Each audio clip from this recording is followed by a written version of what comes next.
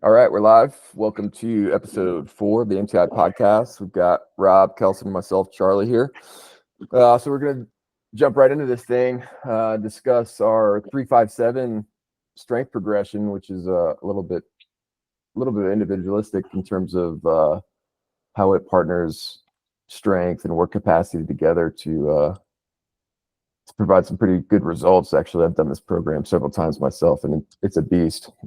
So, Rob, you want to start us off? Can you tell me kind of the origin story behind where this thing came from?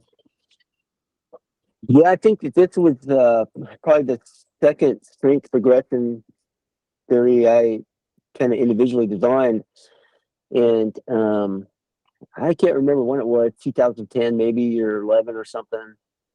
And we had, I think I had read about the theory of the hormonal flush from CrossFit training, and if I understood that theory, is that rapid fitness increases in CrossFit. One of the reasons they claimed caused that was that the work capacity efforts they would do, coupled with the competition, and with that came a real, significant intensity.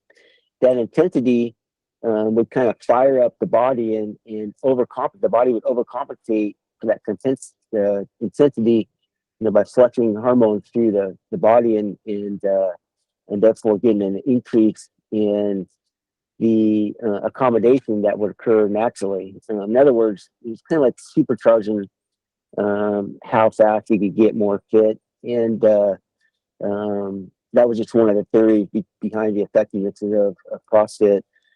My own thought was that another element of CrossFit that was rarely discussed because the idea was that CrossFit was so difficult was how much rest the athletes got.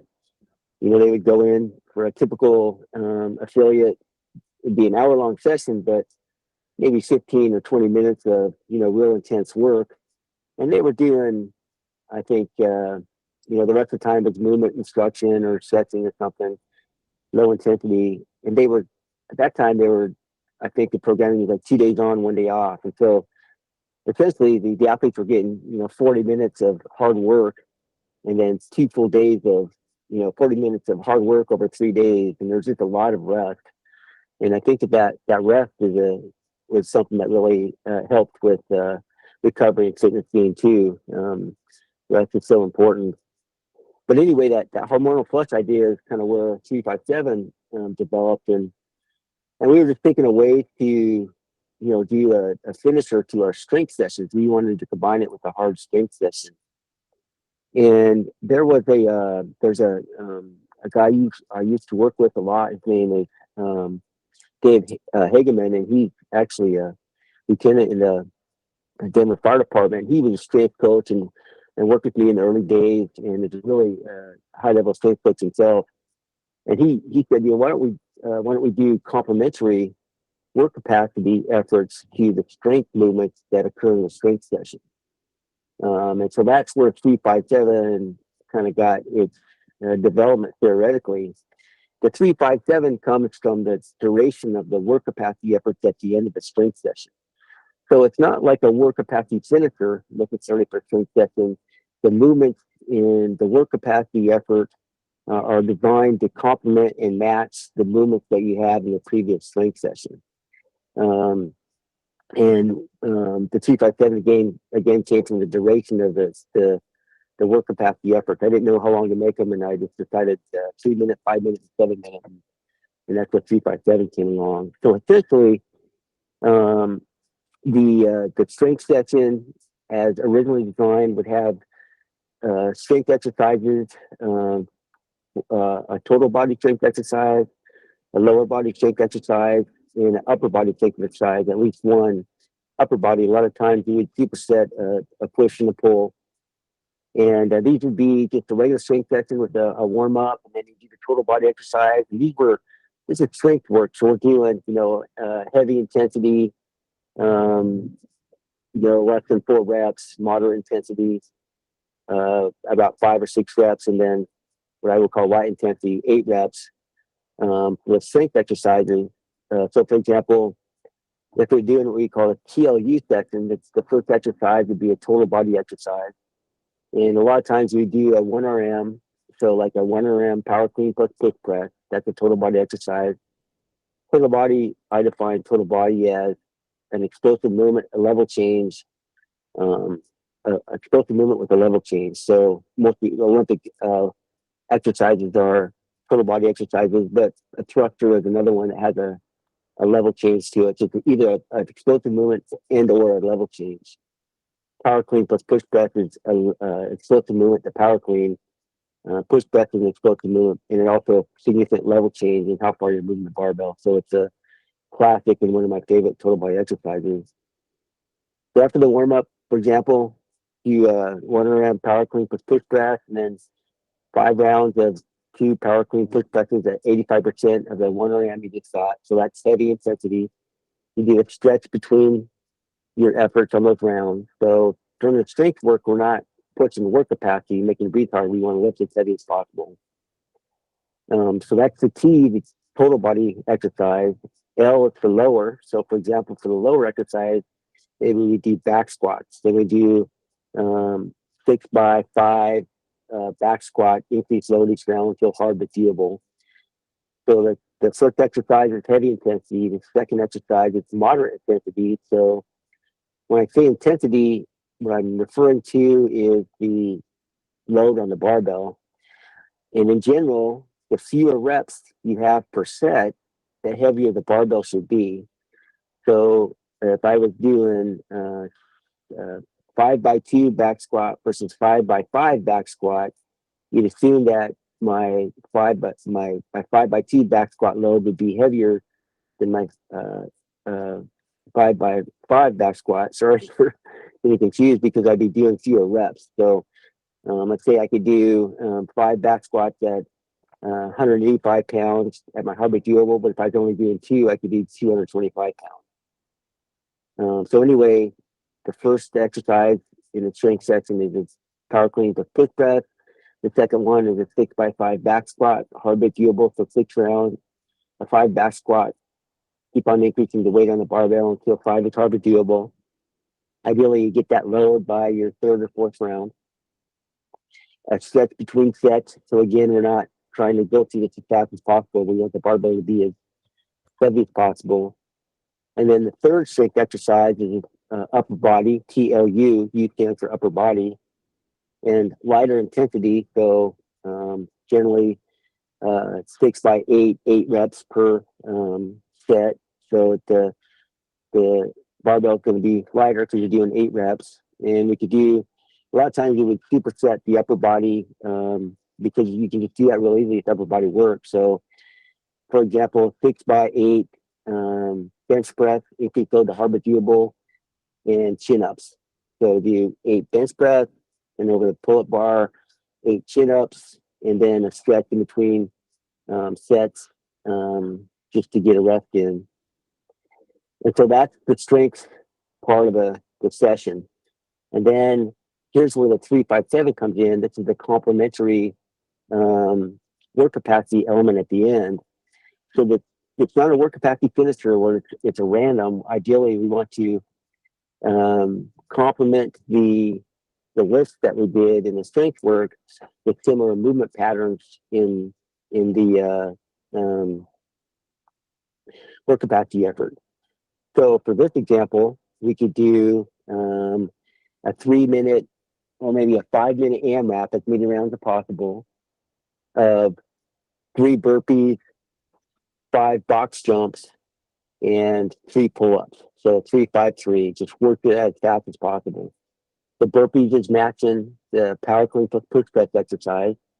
The box jumps is matching the movement pattern of the back squat. And then, of course, the pull-ups is matching the upper body lift that we did. It doesn't always, the work capacity effort doesn't always have to be 3 exercises. You could do it with 2 exercises. You just do a lower body and upper body if you wanted. But the idea is to try to match the movement patterns that you did in the strength work. And the idea was that by doing a complementary work capacity effort, we could hopefully achieve that hormonal flush.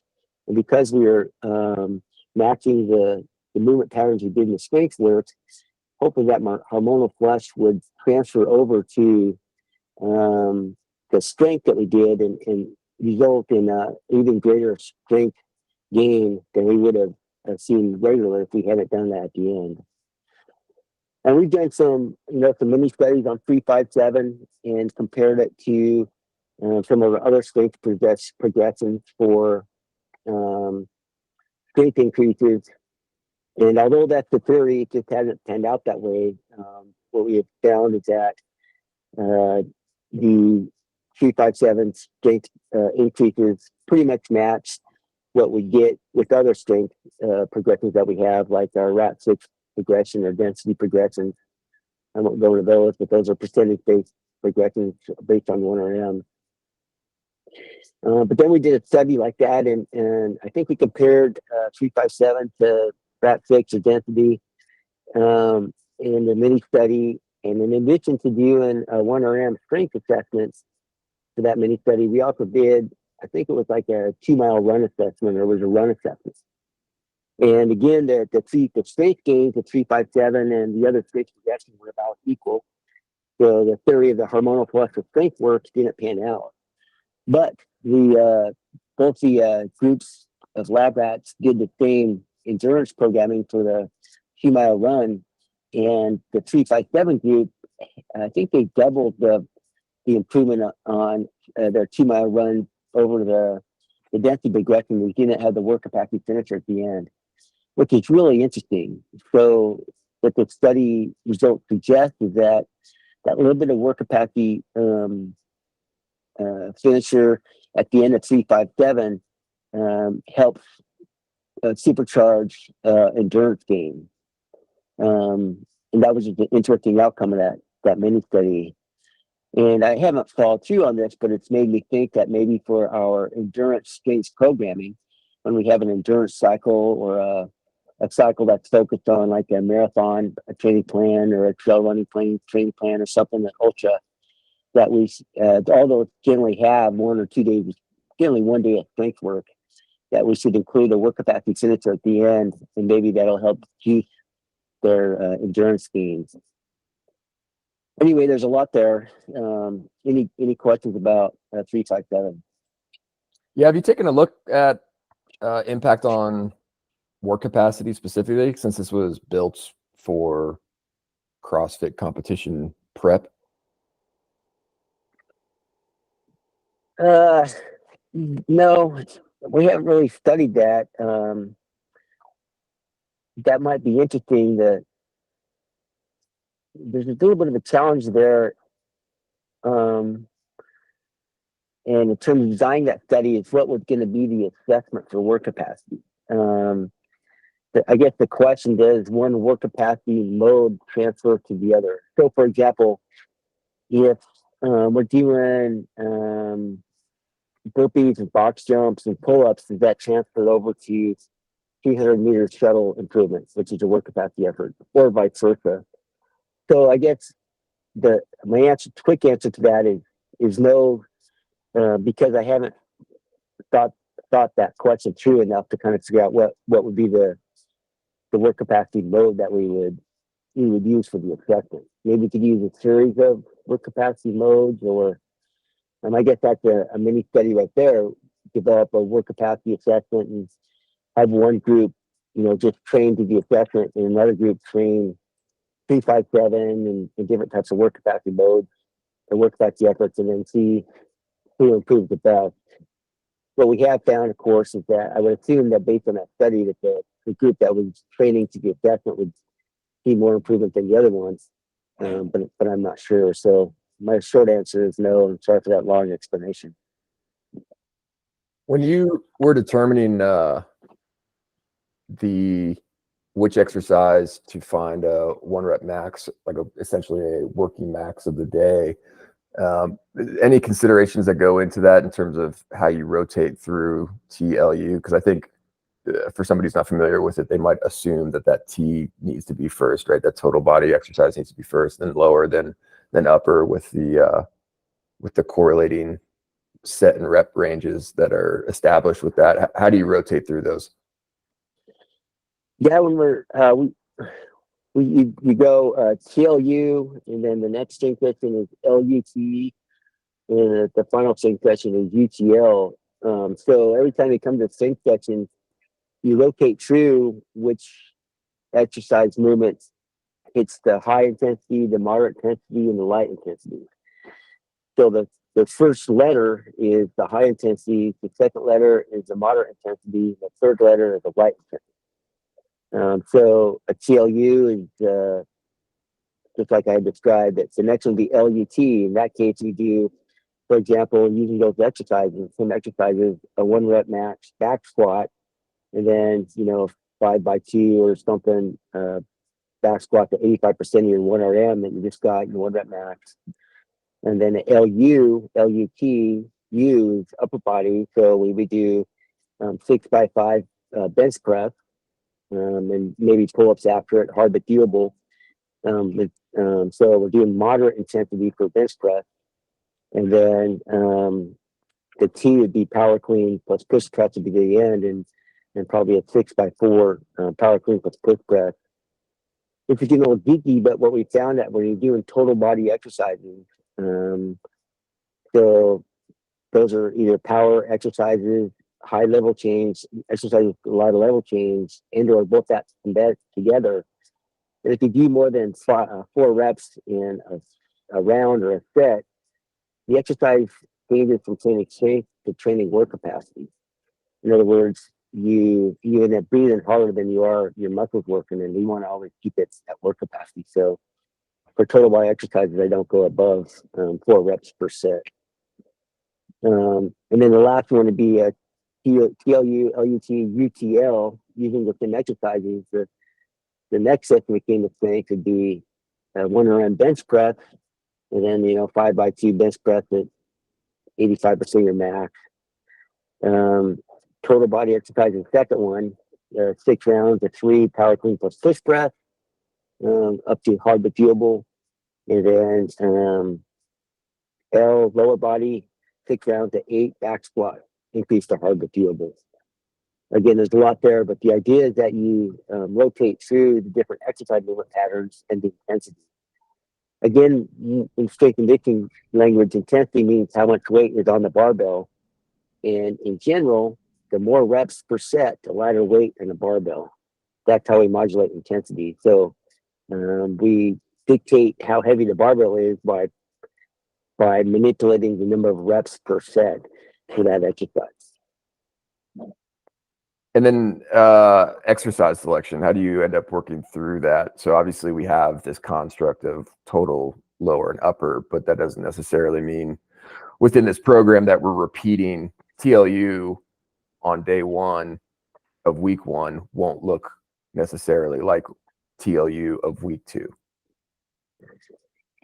Yeah, you can get as complicated as you want with that. You can either every time you come around do another group of exercises for the TLU sessions, or you can repeat the same ones you did before. You can make it as complicated as you want. Generally, we'll change the exercises, and over the course of a cycle, have 3 different versions, 2 or 3 different versions of the TLU. So maybe version 1 is power clean plus back squat plus bench press. Version 2 of TLU could be thrusters plus that would be a total body exercise, lower body exercise, deadlifts or hinge lift, we call it. And then the upper body exercise could be weighted pull-ups. And then if we had another one, version 3 of TLU, maybe the total body exercise could be heavy Curtis P's. The lower body exercise could be front squat, and the upper body exercise could be military press. So you can, or incline press. You can modulate the exercises as you would, as long as you covering the movement patterns. It's the movement patterns that are more important than the exercise. And then this is the last question for me on this. The 3-5-7 indicates the length of the work capacity session, right? So 3 minutes, 5 minutes, 7 minutes.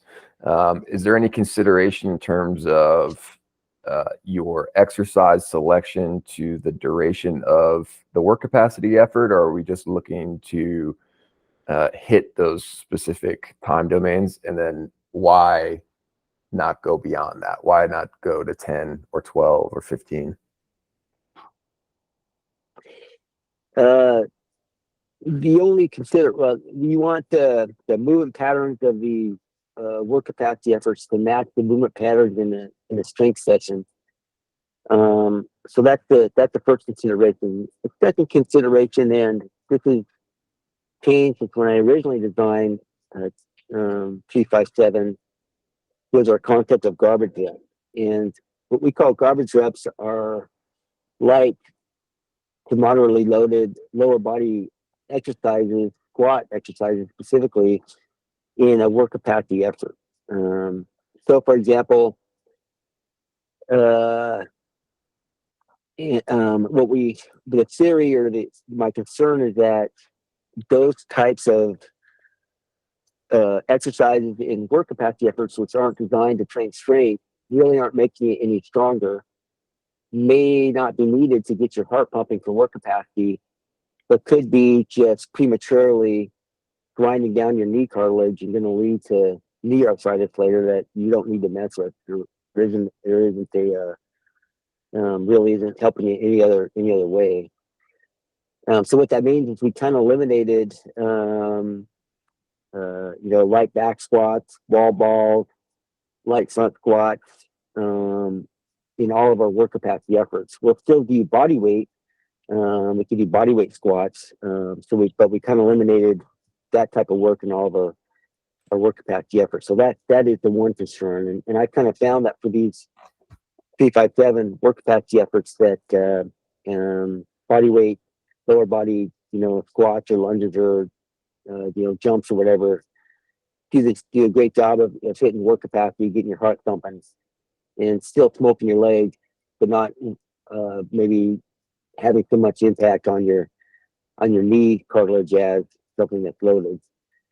So that's answer your first question. In terms of the duration, what we wanted from the duration is something that, again, the focus of 357 is strength improvement, not work capacity improvements. And the work capacity efforts here are to complement the strength work.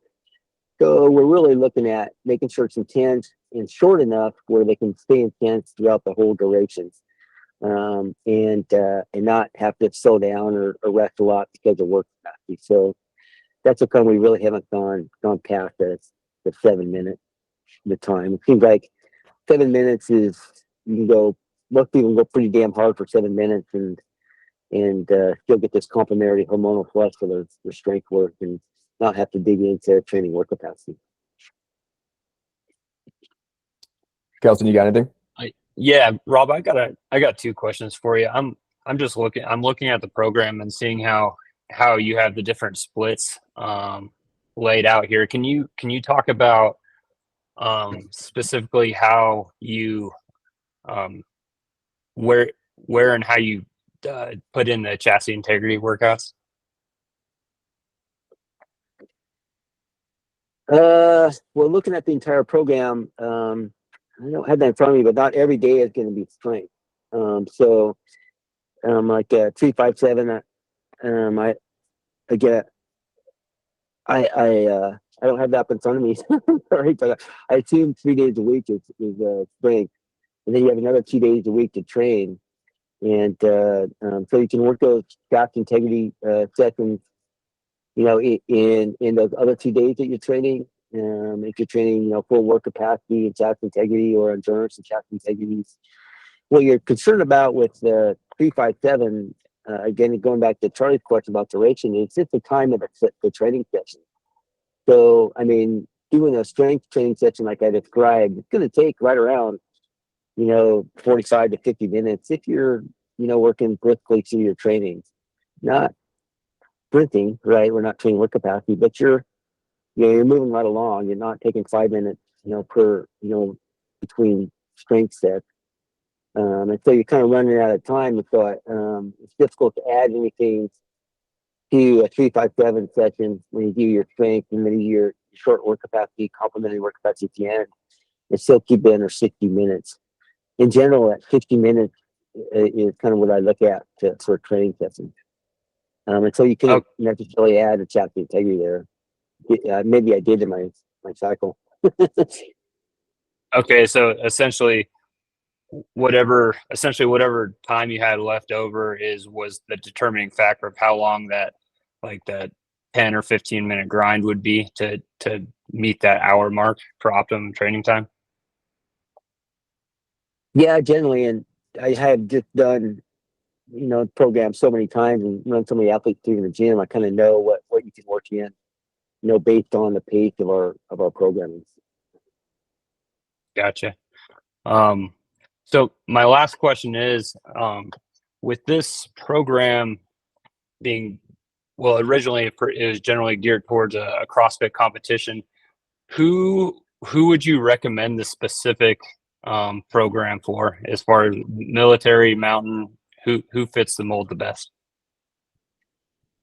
Not really anybody. What we kind of found over the years is, and when I first started programming, all my strength was my first, I guess, original design with PLU, which is, the first part without the work capacity at the finisher. And for a few years, that's all the strength we did, was just PLU system.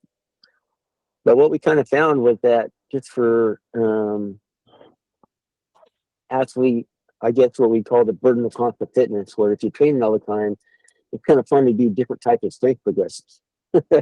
And so we started developing different strength progressions, and pretty soon we were doing, we developed a percentage-based progression called RAT6, a percentage-based progression called density, which puts it on a clock, Big 24, which is another interesting type of progression. Anyway, we kind of developed all these different types of strength progressions, and you can really plug these in to any cycle for any type of athlete. It's just a great way to train strength.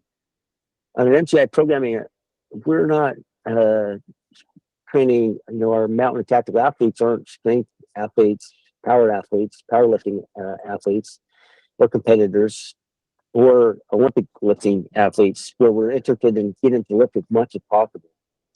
What we want to do is to get their relative strength, their max effort strength per body weight, to a relatively high level. The problem that we have is that we have all of our athletes we work with have other fitness demands, work capacity, chassis integrity, and for some of them, endurance. And those other fitness demands will detract from strength training gains, not only in the time to train. You can't train strength every day if you have to work in work capacity, chassis integrity, and endurance, but also just because of recovery. And studies have shown, for example, that it's endurance programming will retard your strength gains if you're doing strength training at the same time. So all those things, they can sometimes work against each other. So what that means is that, I programmed 357 strength for all the different athlete streams that we have. Mountain athletes, everybody else have done it. It's just a great strength progression. Doing the work of practice at the end is kind of fun, and we're still training strength. And then by locating two strength progressions, it gives athletes some variety in the programming without really having any cost for overall intent. Cool. Let's switch gears a little bit. I want to talk about boot selection. So Rob brought this up as a topic, and there's definitely some considerations. I'm going to start with Kelson here. So Kelson's wrapping up a 20-year career in the military, and obviously over 20 years has been to lots of different kinds of environments where boot selection can be different. So curious, Kelson, from a boot perspective, what's important to you in kind of the decision-making process of picking out what you're going to wear? If if you're deploying to a certain place, what are you looking at? Because you only got so much room in a bag you can't bring it's not like a lady's closet, right? You can only bring a couple pair. Yeah, I guess I always keep the same footwear. I I don't really experiment a whole lot, because once I find what works, I stick with it. And then when I decide what I'm going to use them for, it'll be based on whether like temperature or terrain and whatnot. But what I found myself using the most was the Salomon XA Pros. They're actually a low top shoe below the ankle bone, and they just fit my foot really well. They have different options. You can get them in Gore-Tex or non-Gore-Tex. So it kind of gives you some options in environment. You can wear the Gore-Tex ones while you're walking through like somewhat like damp terrain, and your feet will be good to go. They're easy to slip on and off. And they're also good to run in. So that's like a typical shoe I would wear. There's sometimes that you just can't wear stuff that's below the ankles. And that's where I'd shift to, I think I'm saying this right, a Solo, Fugitive GTX. It's it's waterproof, breathable boot. I think it's made out of, it's like as a split of like leather and nylon. And then it's been around for probably, I don't know, maybe roughly 20 years. So that's my go-to, and it usually holds out water pretty well, and I don't get swamp foot, which is one of my biggest concerns, man. Is that what's your? Go ahead, Rob. Go ahead, Charlie. Okay, I'll go. I mean, that's surprising. I mean, that's a pro, is pretty much a running shoe, a tennis shoe. Was that common amongst the guys you work with, or I guess everybody's individual work with? So I would assume you want something a little bit more height to it. No, that's actually a pretty common shoe. I would like, that's one of the huge identifiers when you see a guy in Salomon Pros is, you can be like, what's your job? But yeah, it's great for running. A lot of guys would wear them in like urban terrain. Yeah. Are you looking at when you make the switch right between the Solomons and the Solos? Is that I'm going to be carrying X amount of pounds, and so I need something with more ankle support, or is that more of a environmental, like I'm going to be tromping through some difficult terrain, rocky terrain, doing a lot of vertical gain type stuff? Yeah, it's a mixture of both. One is like, what's the climate going to be? I try to avoid wet feet, because that could put definitely slow down the process of movement. And then as far as if it's rocky terrain, I am looking for that ankle support, just because rolling your ankle in the middle of nowhere is not the deal. So I would say mountain and urban are definitely two different shoe categories for me. I tried a pair of those Fugitives, and the sole was so stiff on those. It's almost a alpine climbing boot.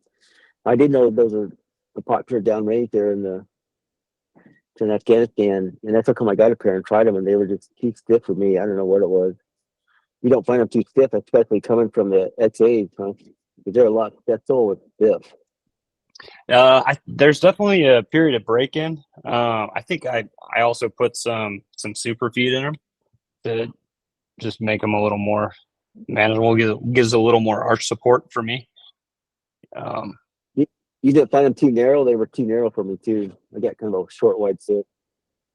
No, I got kind of a long, wide foot. A long, narrow foot. So it was never an issue. Another thing I found myself wearing a lot in urban terrain is like an approach shoe, just so you have that sticky rubber toe, and it helps with climbing. And that's what a lot of guys used as well. Which one did you like? Which one were used? I used a 510 the most. And then I also have some Las Sportivas, but I typically use them for just recreation now. But 510 was before I think they got bought out by Adidas. 510 was what they I got was bought using. out by Adidas. Yeah. When I you think say all they make now is mountain bike shoes. Go ahead, Charlie. Yeah, Kelson, when you say climbing with those, what do you mean? getting over obstacles, getting over walls, that kind of thing? Yeah, so like urban climbing, with like placing ladders, when you place a ladder, a lot of times it's not starting on the ground, it's starting at an elevated position just so you can get to a higher position. So a lot of times it's just a lot of hands and feet getting to where you're going to throw a ladder up. Got it. When they were purchased, there was a big sale on 510 Pro shoes. I forget which ones I got. Had a couple pair of them, and I actually used them as wading shoes for fishing because the rubber was so incredible on them. They were the best rubber I found for wading. It was amazing. I've worn them out or lost them or something since then, but they're pretty awesome. Yeah, I think they're the 510 Guide is what their name was, something like that. Yeah, I'm on the site now. They just make mountain bike shoes pretty much now, a couple climbing shoes. Yeah, I think they're almost exclusively. I have a pair for mountain biking. They're great for mountain biking, but that's a whole different type of shoe essentially. But it seems like that's the direction they've gone recently. I know I was working with a lot of guides. There's some company, they would just take their tennis shoes, they would send in just tennis shoes, and they'd have them resoled with sticky rubber, and they'd use those for their guiding and approach work. And that sticky rubber is just amazing. How well it works on all types of rocky terrain for sure. Rob, you've spent a lot of time in the backcountry doing big game hunting in Wyoming. What's your considerations? Yeah, when I kind of have a pre-surgery and then an after-surgery report for you. Surgery is a foot fusion I had, and pre-surgery I really moved away from wearing any type of boot for hunting or hiking or anything. It went pretty much exclusively to trail running shoes, and I really found the shoes gave me enough support, and they're a lot lighter and moved pretty well. La Sportiva, I used La Sportiva a lot. They had that shoe called the Raptor, which I think you could get in a wide, or for whatever reason they were just wider for me. And I really liked the Raptors. And then Solomon, their Speed Cross shoes, really fit my foot well. And I really liked using those for, like I said, hunting and everything. But then after my foot surgery, I just found I needed some more ankle support. So I started looking into, boots for that. And at first I had Solomon. They have a boot. I forget what it's called, but it's they're kind of best-selling hiking boots. And Solomon's again kind of have a really wide footbed, and they really fit me well. I used that quite a long time, that shoe. And then I was up late last night, and I ended up purchasing some Crispy hunting boots on sale. And Crispy's Italian brand, and these boots are expensive, like $300. Solomon's are cheap. I think they were like $250. But I purchased some of those, and the foot on the fit on these things, the wide version was just amazing. And I purchased a boot called the Crispy Nevada, and it was a leather boot.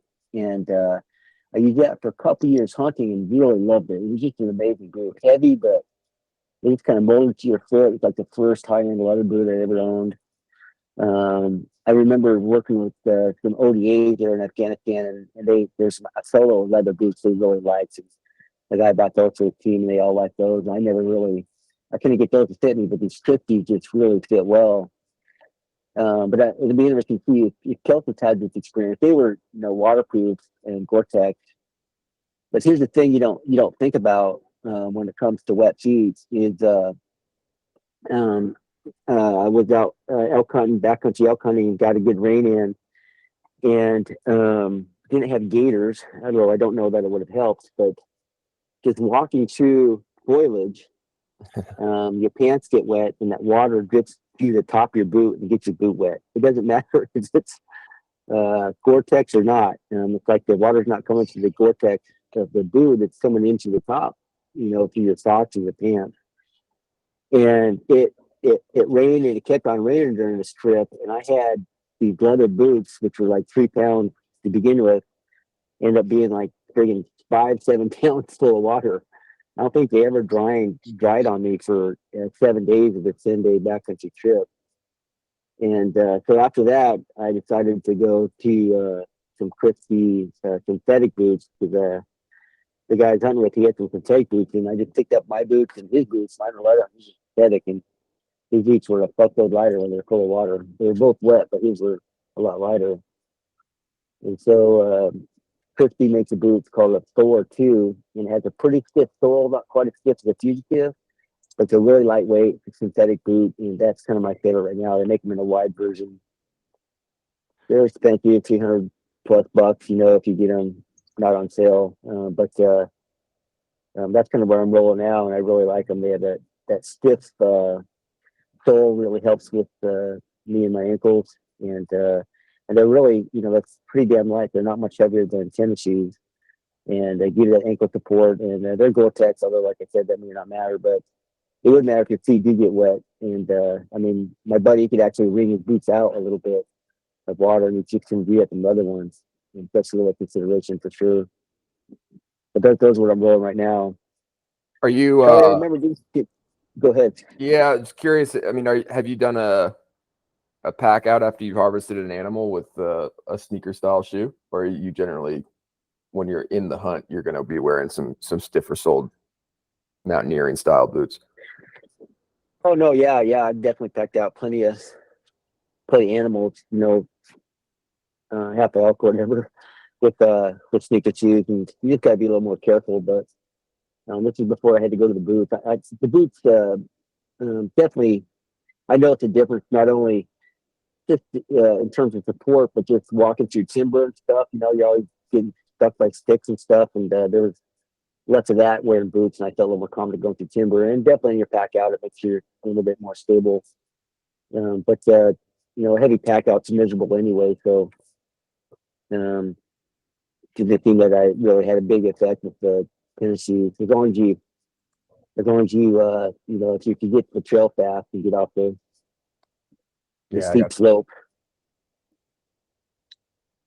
Rob, do those crispy Thor 2 boots you have, do they have some kind of rubber wraparound toe that makes going up kind of rocky areas easier? I don't know about that. What I found for let me look at them real quick. I forget. I just pulled it up. It looks like they do. Well, I found that for going up easier is a stiffer sole helps. And these have, I think Crispy had like 5 levels of stiffness, and these are like number 4. The Nevadas I had were number 3, and they seem good. But these weren't quite as crisp or stiff as the Fugitives that I tried. I don't remember them being that way, but they're pretty bomber boots. I really like them. They don't have a lot of padding in the sole. I mean, there's good connection. I mean, but that's what helps make them light too. Overall, I found them Crispies are just pretty good. Pretty good boots. I mean, you pay for it though, that's for sure. But they're it's kind of interesting in the mount outdoor world with the push in backcountry hunting and the popularity of it over the past 15 years, 10 years. That there's been quite a bit of advancement pushing all outdoor products, clothing, sleep systems, and boots in this case by people backcountry hunting or that market. And this is one area I'd never even heard of Crispy boots before. Before that hunting, I imagine they've been around for years, but definitely work in the mountaineering stores in Jackson, that's for sure. Yeah, it makes you appreciate the guy who you see in the backcountry who's still wearing the off-the-shelf Bass Pro Shop camouflage and shit like that. It's like, it's almost always an old timer, but they almost always seem to get an elk every year too. Yeah, you don't need all this crap, but it's sure. I don't know. I have spent a lot of money to decrease the weight of my pack. It seems to help with my increasing age, but it is interesting to see. I know that boots do make a huge difference, for sure. PT out there. Um, but I did make it with them leather. That those leather boots were amazing until they got wet, and then they were just heavy. They were stiff to put on in the morning because they were frozen with my feet. Right. Are you ever is there a temperature at which you'll consider a insulated boot? Yeah, when I hunt, when it's snowy, I will say this, that when it's snowy outside, snow on the ground, and like in the late season, I'll use rubber bottom boots. I used to think I would be terrible to hunt and pack, but I have like a pair of pack boots. They're kind of like rancher style, have like a knobby bottom on them, and I'll hunt those when it's cold. Late season elk or something, hunting for cow elk or something, and I just love those things. That's when snow's on the ground. And then because of my experience I've had with wet stuff, there was this hunt just at the end of September where it was rainy and snowy at night, and so there's a little bit of snow, but it was really wet. And I had an old pair of LL Bean boots, which have a rubber bottom, and I loved hunting those things. They're not insulated, but you just put a pair of socks on, and your feet just stay so much warmer and just don't get wet. I think even though it says Gore-Tex and some other things, just don't do it for you. So yeah, if I knew it was going to be wet, if I knew there was rain coming, I would definitely consider going in LL Bean boots. They don't have the best grip on the bottom of them, and there's not a lot of support. But those boots, there's a reason they've been around for 150 years or something. Yeah. They're pretty bomber. You can make them a rubber bottom too. Your feet don't sweat in them.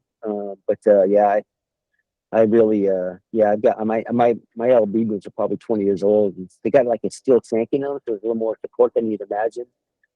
But definitely if there's snow on the ground, I'm not going to wear these Thors with gaiters. I'll just put on a pair of packs, and I'm so much more comfortable. Yeah, I got you. All I right. can't remember the name of pack boot I got, but it's a good. It might be white boot. Let me see. Any other questions on boots? Notes on boots? I got one question for Rob when he buys a boot. Do you buy it online and hope it fits, or do you go into a store, test it, and then buy it? If I could go into the store and buy it, I would for sure. By far, the most important thing is the fit, and you kind of know, like my right foot's my injured foot, and I wouldn't even try to left one on. If it fits my right foot, then you can kind of know when you put on a boot, it fits good, or a shoe.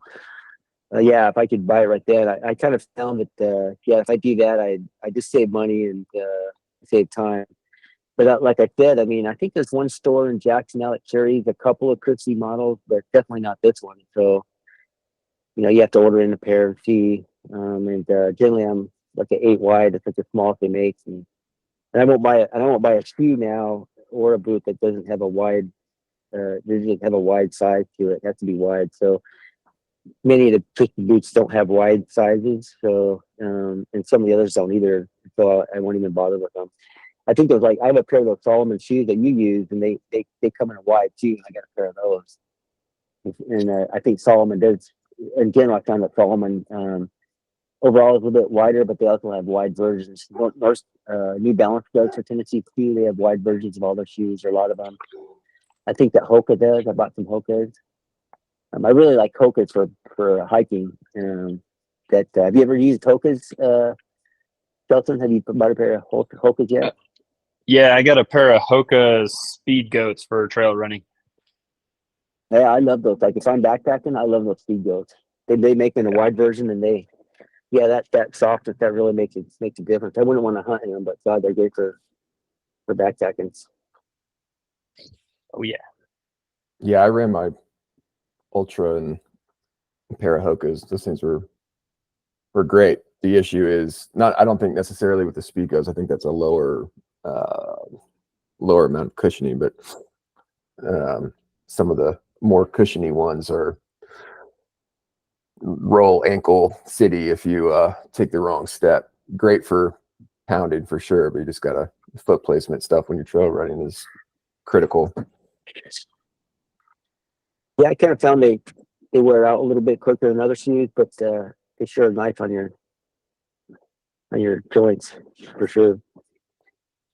Yeah, this is kind of a funny story on boots. So this must be one of the biggest military drug deals of all time. But the Marine Corps has granted exclusive rights to a couple of companies to provide their boots, and I think it's Bates and Danner and one other that I'm forgetting. And unfortunately, they all suck. I think when they were determining what boots they wanted to allow Marines to wear, there was a much heavier emphasis put on like what looks good with the uniform versus what's actually a capable shoe. And so everybody bitched about this, rightfully so. Bad boots, especially for an organization that's supposed to be centered around the light infantry, and you live on your feet as a light infantryman. I remember some general came by and was talking to guys, and somebody asked the question in a completely respectful manner, asked the question on, what is the Marine Corps going to allow guys to wear different kinds of boots, as long as they're a certain color or something like that, because the current boots suck. And this general fucking dressed this poor corporal down like crazy in front of everybody, and it was a reasonable answer. And I think he like asked what the guy's job was, and he said, I'm in intelligence. And he's like, well, you're an intel, you don't need to worry about your boots anyways, which is ridiculous, right? I mean, that's an absurd thing to say to somebody. And it was horrendous. And I think they've maybe opened it up a little bit more now, but since when I was in, but such a crazy deal, particularly because there's so much stuff on the market that are high quality boots that will take a beating. I mean, I can't tell you how many. You either bought these super heavy boots or you bought these really light boots that fell apart, and there was really like no in between. And particularly for guys, that was, if you're walking around in the streets of Iraq, you don't need a super heavy boot, right? You need something like what Kelson was talking about. It was really it was a shocking thing to hear from a general officer, saying essentially, don't worry about it. It's like, well, shit, you go rough 20 miles with these things on and see how you feel. I think you did a study on, or a story on garments. Didn't you like garments? Yeah. I did like garments. They're kind of like more of a soft sole, so much more sneaker based, but still had some ankle support, which I liked and like to have. Probably not a good fit for mountainous terrain, but if you're in urban or just pretty much anything outside of the mountains, it's a good. I liked it, and it was light. I mean, it was so light. It was amazing to run in those things compared to some of the other crap that I'd worn. Hey, I know Kelson has a hard stop. Kelson, if you want to bounce off, he's got to go train the fire department guys, and then Rob and you and I can stick on and talk about this athlete question. Cool. See you guys. See ya. You go.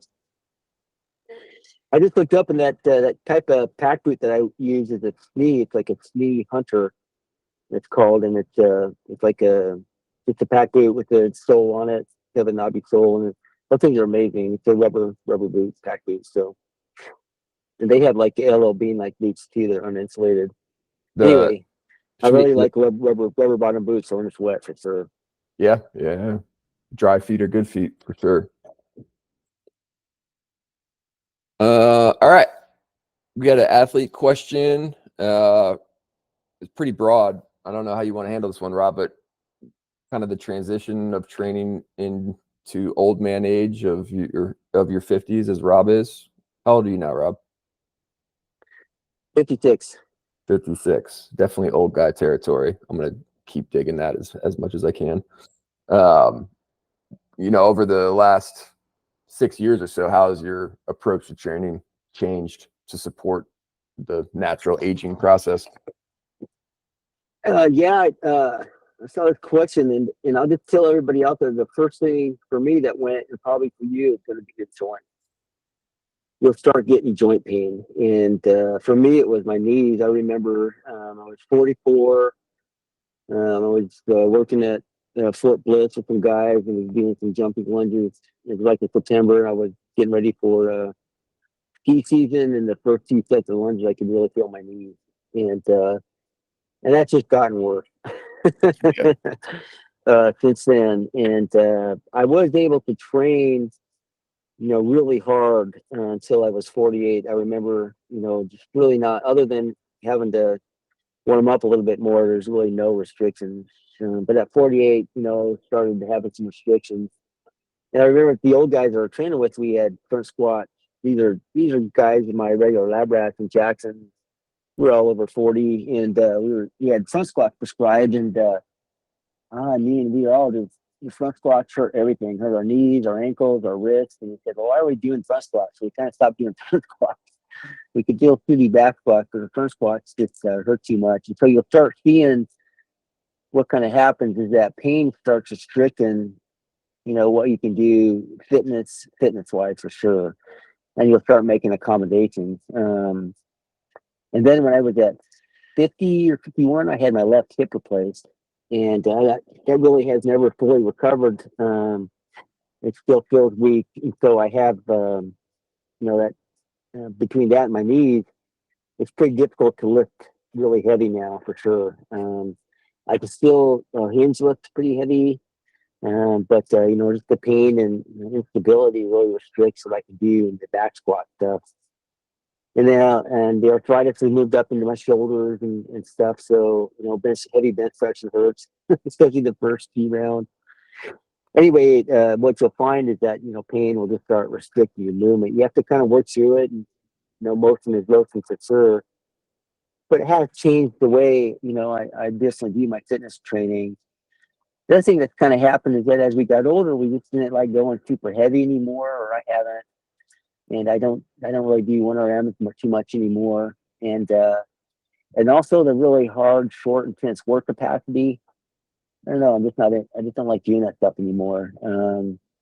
I definitely like the longer work capacity grind. I'll go 40 minutes at a grind pace.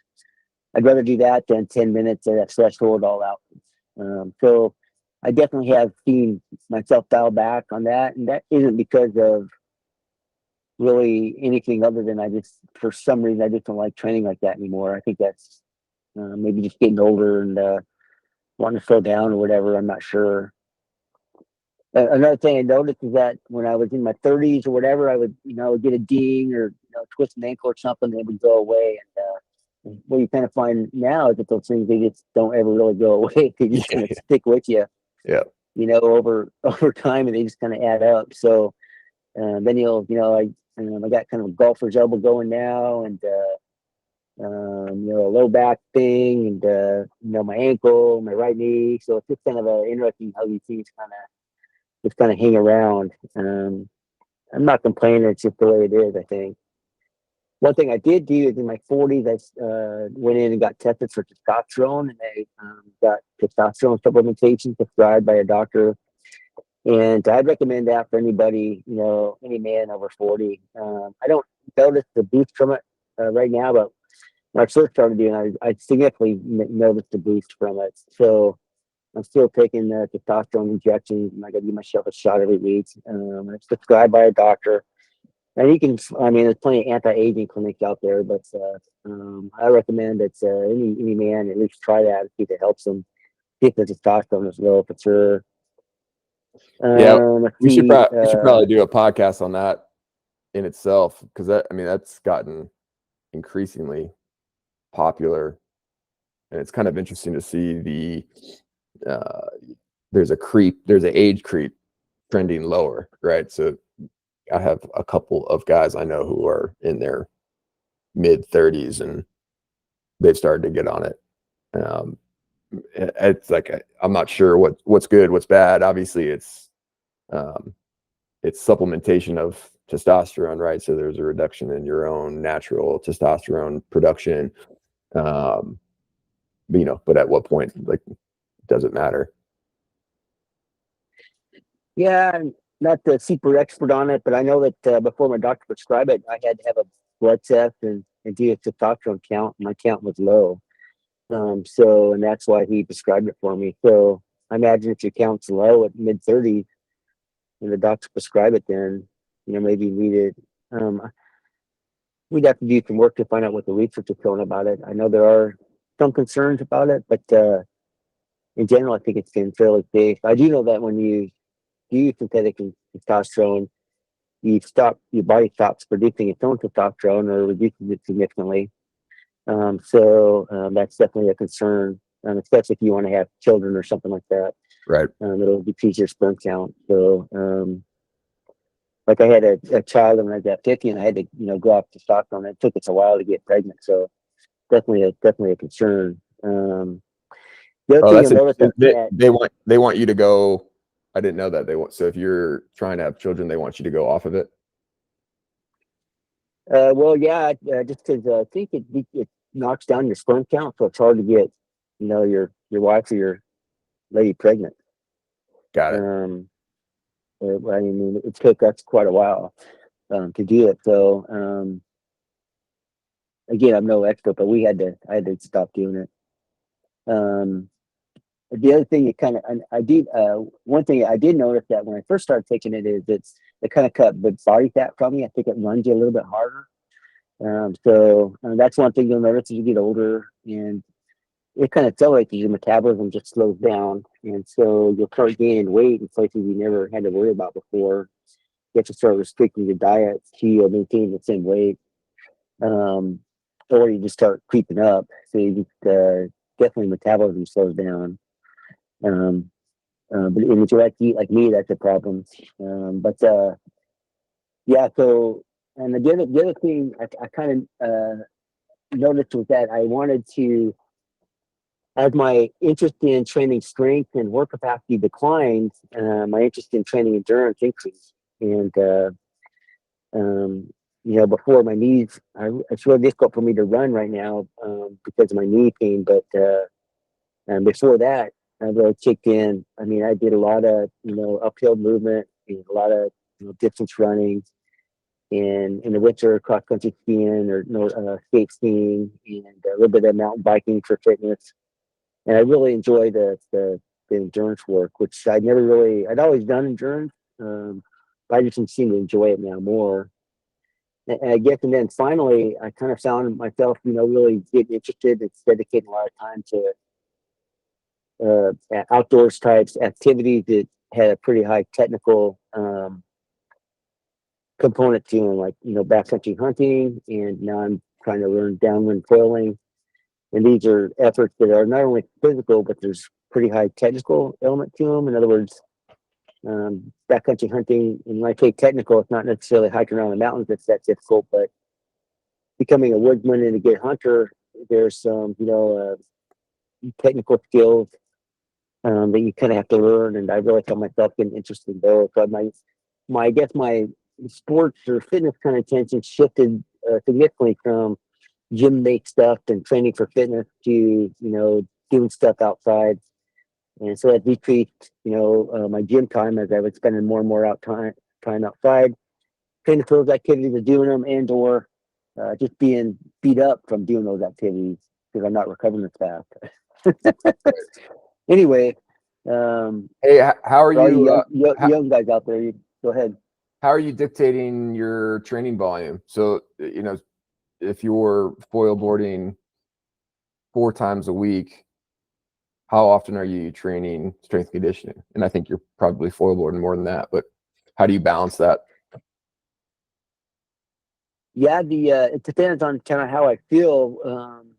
What I'm doing right now is a pretty significant upper body component to it, not so much lower body. So It depends on how much time I'm in the water. But if I'm not in the water a lot, like when I'm in Wyoming and I'll go, paddle up or something, I'll still train that day, and I'll restrict my training to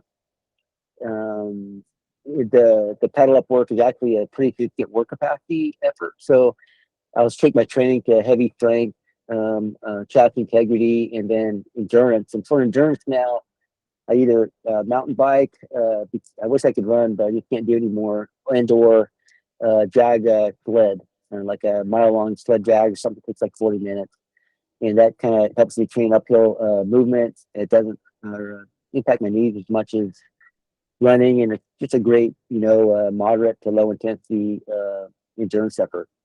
You need to do some more work on the benefits of long sled dragging, but and then so I would, for example, do heavy back squats, shaft integrity, and then go foil. The next day, go for a sled drag, and then go foil. I'm able to do that. My upper body right now, dealing with some elbow issues and shoulder, so I'm not able to do a lot of heavy upper body pressing for whatever reason. But I'll do some pull-ups and push-ups and just to kind of warm up. I let my paddleboarding take care of my upper body right now. So if you were to walk me through a week of your recreational activities plus your strength and conditioning activities, what's that look like? Typical week. Like when I'm training for foilboarding, I guess it would probably be my gym based training, or I guess artificial training is like 2 on, 1 off. So heavy strength, shaft integrity, and do some foil boarding. The next day, sled drag, then do some foil boarding. The third day, either total rest or just foil boarding, and then go back into that rotation. Gotcha. So I've got the our MTI 45 plus kind of the programming guidelines. Just to recap it a little bit. So point 1 is no 1RMs. Point 2, loaded deep squatting, or no loaded deep squatting. Avoid super intense high impact work capacity efforts. No max effort endurance efforts. Shorter efficient training sessions, usually around 45 minutes, and designed to build and maintain foundational base fitness for older athletes. So I've kind of found I find myself in this group as well because I've got a really banged up knee. I was actually just at the doctor yesterday getting my total knee replacements scheduled out. And how old are you? 36? 36. Yeah. I've just had a bunch of 3 ACL tears and in the same knee, and I didn't get it repaired on the last one, which probably didn't help anything because I didn't want to be. I was getting ready to go into the military, so lied about that one. But I find myself in this group as well at 36. You just have to be super careful, particularly because especially during the summer, I'm training jiu-jitsu and boxing regularly, usually in the summertime, usually like 4 days a week. And in the wintertime, I'm usually there, it can be 5 or 6 times a week. And I don't even do two on, 1 off. I'm usually just looking to get 2 to 3 sessions in, strength and conditioning sessions in a week. And that's really just with a focus on strength maintenance. I haven't touched a heavy back squat in quite some time just because the knee just can't take it. It's unstable. And my range of motion is, if parallel to the deck is kind of the standard for a back squat, I'm about halfway there in terms of what I can do without some extreme pain. So it's been kind of an interesting, especially over the last couple of years, it's gone downhill real fast. So it's been kind of an interesting thought experiment and adjusting my own training so that I can still do all of the recreational pursuits. But at this point, I do a lot of mountain biking, and on downhills, you generally will drop the seat post for lower center of gravity. Essentially, I can't pedal when the seat post is dropped because the knee flexion becomes, the range of motion on the knee flexion becomes more aggressive, and I just can't get like that top rotation over. So I'm in this group too, and it's been interesting figuring it out. You certainly want to stay in shape, stay strong, stay fit, stay well conditioned, but still be able to do all the things that you want to do, which is kind of a fine line. Yeah, I think that one of the things I have noticed, and that's the reason the session's only 45 minutes long, is that my appetite for gym-based training just kind of decreased. You just want to be more time outside doing stuff. So, I used to be able, when I was in my 20s, you could easily go in and train in the gym for an hour and a half, 2 hours, not think anything about it. Yeah. But now, after about 30, 40 minutes, I'm like, yeah, I'm over this. Yeah. So that's how come those sessions are really short, for sure. Yeah. I'm in the same boat. I think 45-minute max. I'm usually only training. I have a group of guys that I train with at the gym, and we're usually through those. We do the BJJ strength conditioning programming, and we knock those out in 30 minutes, 35 minutes, and you can get a lot of work done in 35 minutes. If you're efficient and you're focused, you can get everything you need to do in that time period, while it's balanced with being able to do a good mat session. I'm not smoked coming out of that. Now, if you're focused on gym-based training, it's probably going to be a little bit different, right? Like, you probably do need to get a little bit more work in than what I'm doing currently. But if you got a bunch of other stuff, because we roll right in from that 30-minute strength conditioning session right into mat training. So it's nice because you still feel fresh and capable. It's not like you're, splayed out on the ground, smoked from the gym training, because then you can't get the technique work and good rounds and all that good stuff. Yeah, that's an interesting point, and I get asked that question quite a bit, especially on the mountainside. The athletes say, "Hey, it's in the winter, I'm backcountry skiing, 4 times a day or 4 times a week. How should I spread out my gym-based fitness training?" My answer is always, never let your gym-based fitness training negatively impact your outdoor performance, or in your case on the mat performance. So you don't want to have to shorten your trip or objective or slow down if you're backcountry skiing because you're sore or tired from gym-based training, which means still do gym-based training, but maybe rest the day before you go backcountry and just take more rest of skiing. And then to spread out the cycle for gym-based training. That's important, that the on sport or on mountain practice is more important than the gym-based training. Gym-based training is designed to complement your outdoor stuff, not replace it, for sure. So that's something to consider. I had a question for you. As you get older, do you still? You said you train on the mat less in the summer than you do in the winter, but you don't get stir crazy, inside in the summer training on the mat. In the summertime? Yeah. Well, I put an emphasis on decreasing my mat training during the summer. So I'm doing 3 to 4 sessions a week. And I live in Montana, so the sun is out in the summer until about 10 o'clock. So it's totally doable to, get a mat session. I just adjusted my intensity and get a mountain bike ride in the evening or in the morning, whenever I can squeeze it in. But we're outside just about all the time in the summer. So no, definitely in the winter, yes. I don't have a good winter sport. I like snowboarding, but it's with the knee stuff. It's pretty painful. I go out regularly with my kiddo who's 6 because he really likes skiing. He's quite good. But I'm just out. I kind of grit through the pain of that just to be able to watch him and ride with him. But yeah, definitely a little bit more so in the winter. Anybody who's spent winters up here, in especially Western Montana, knows that it gets gray as hell. So you don't get a ton of sun.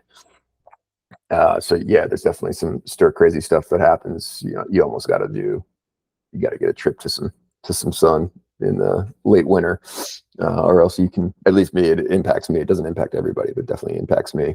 But yeah, I would love to find a good winter sport that I can do comfortably. And that might be skiing or snowboarding once I get this knee fixed up. That's I'm going to get that done in November or December, and so that will kill this winter. But down the road, I'm hoping that potentially I'll be able to get out and enjoy that a little bit more without having feel like somebody's sticking a ice pick into my knee for a 6-hour day at the ski hill. Yeah, that playing with kids is interesting. I have a couple young kids, one's 4 and 8, and they got a trampoline. And jumping on that trampoline, oh my God, everything hurts. Oh yeah, absolutely. Oh, and I feel so bad because they were, oh, don't come out, and I'm like, oh, Yeah. yeah. So you definitely. I remember I was at this thing one time, and I think I can't remember, it's FMS or something.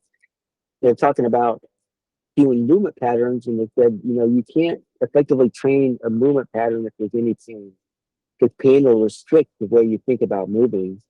And so you have to fix the pain before you try to, get better to stretch. And I was thinking to myself, well, everybody, is, painful, in some way. I mean, it's not very weight and functional, which it isn't. But it is true. You can, and you can see how the pain will shake my movement, and I'll find myself, not wanting to do some things because I just know it's going to hurt, especially at first, and you kind of have to fight through that.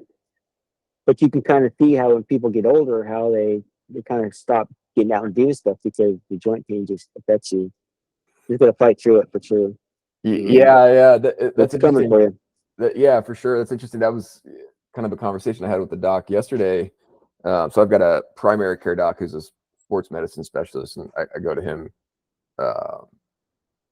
I decided to go to him specifically because, one, he's sports medicine and all my issues are sports medicine related, and two, he's a very good athlete. He's a pretty elite endurance athlete in cycling, and so he gets it. There's like a commonality there. I've certainly been to plenty of doctors who are, I think they're just used to dealing with grandma's knee pain, and those two things are just not the same. And he told me, he's like, generally I would say you don't want to get a knee replacement at 36 if you can make it last. He's like, but I know for somebody like you, from a holistic health perspective, like if you try and gut this thing out, there's a high probability that the pain at some point is going to make you decrease your training, which is going to lead to a decrease in your general health. So it's, keep trying to gut through this for more years is detrimental to your overall health, which is true. I mean, for sure, it's easy to get off the train, and then when you've got this thing that causes a significant amount of pain that you can gut through a lot of stuff for quite a long time, but at some point the body is just going to tell you to go fuck yourself, and the pain increases, and getting off the couch to go get it in becomes a bigger and bigger hurdle. So yeah, he made a very similar argument, which I'm all about. I'm ready to get this thing out and give my old knee to my dog to chew up. Yeah, good luck with that. Do you know where the surgery's going to be? No, I got a consult with a surgeon here in a little bit. I think I got to get that scheduled in the next week or two, but I'll get it done I'll get it done before the new year. We already hit our max out-of-pocket cost for the year on our health insurance plan, so might as well get it in while the health insurance will cover a good chunk of it. Good. All right, Charlie. Sweet. All right. Thanks, Rob.